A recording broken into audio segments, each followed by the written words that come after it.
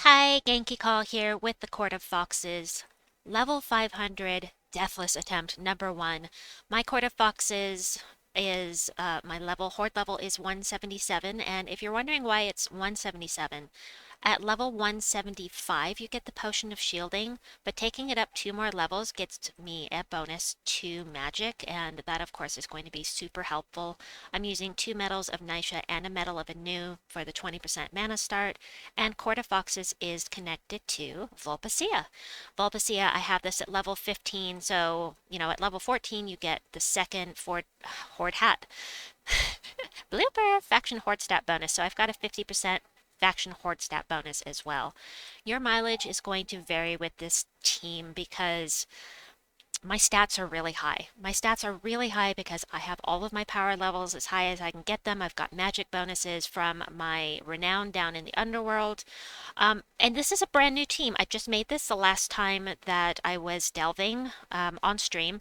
And, it's something different. Now, sure, the colors here are, hold on just a second, I will show you. The colors are green and red, and so that means you can bring Zolgoth in here, but the Gem Dragon's kinda easier to get than Zolgoth if you're lower level, in my opinion.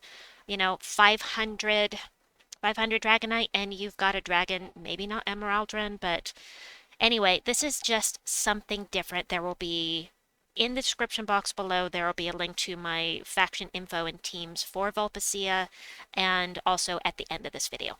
So let's take this in and I'll explain this. I'm going to show you all 3 battles. Usually I only show 1 battle, but I really want to give you a feel for this team, and I wanted to do that by showing you more than 1 battle. Alright, so in Court of Foxes, I am using Tooth of the Wild. This is a Pan's Veil weapon that just came out, one of the new splody weapons that I love so much, and it uses the perfect colors, brown and yellow, so it doesn't mana block anything else on my team, and it creates a leaf storm. If you have it fully leveled, of course. So we'll have a persistent leaf storm. We've got Emeraldrin that lets us start with a green storm as well, a leaf storm. And every time you match green gems, this purple number is going to go up and up and up. It's fantastic. I love it because of this right here. And we've got Marilith for mana gen here. Marilith is one of my favorite troops for mana generation. She'll destroy the entire board. You can see there aren't 79 gems on this board. So I think there's, anyway, 60 something on the board. Anyway, true damage to all enemies. That's not why she's here. She's here for the destroy. Gets you lots and lots of mana, so you can just loop and loop and loop, especially with a storm. Empress gives skills to the last ally, so it's boosting Emeraldrin's attack every time she casts, and she can get a free turn, and often she does. Even when it's a low percentage chance, she still gets. Right now I have a 70% chance of a second turn, and you can get a second turn at 29%, you can get a second turn and lose it at 98%. It's just not very consistent, but I usually get an extra turn with her, plus random status effect every time somebody on your team casts a spell. And then I think I already went over Emeraldrin, damage to all enemies, and a chance for an extra turn. So it's a nice loopy team. It does a ton of damage. And I'm just going to do this. Look, I have a 70% chance. Will I get it? The answer is no, I did not. But that's okay. We're just going to cast again. This is level 500. On the earlier levels, you don't even have to cast her at all. But I'm going to go ahead. It's a guaranteed extra turn, so why not take it? Get lots of extra damage. We're up to 352 damage to each enemy.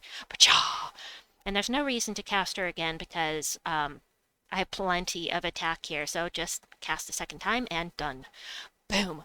Boom shakalaka. Ooh, I love it. I love it. I actually love this team, and I don't think I'll ever use any other team for Emeraldrin because I love it so much. I'll put out a video on this team at a later time, but anyway, well, besides this one, this one's for delving, and it's also, I've used it on autoplay, and it works very well on autoplay. So, what am I gonna take? We're gonna get green here. Pa-cha! and not enough, so we'll go ahead and do this, and that took some of the green off the board. We only have a 49% chance, and I did not get the extra turn. A lot of the time I'm getting it no matter how low the chance is, plus 105% guaranteed. I could do this one more time, but there's really no point. It's not going to get up high enough to do this, to one shot it with one more.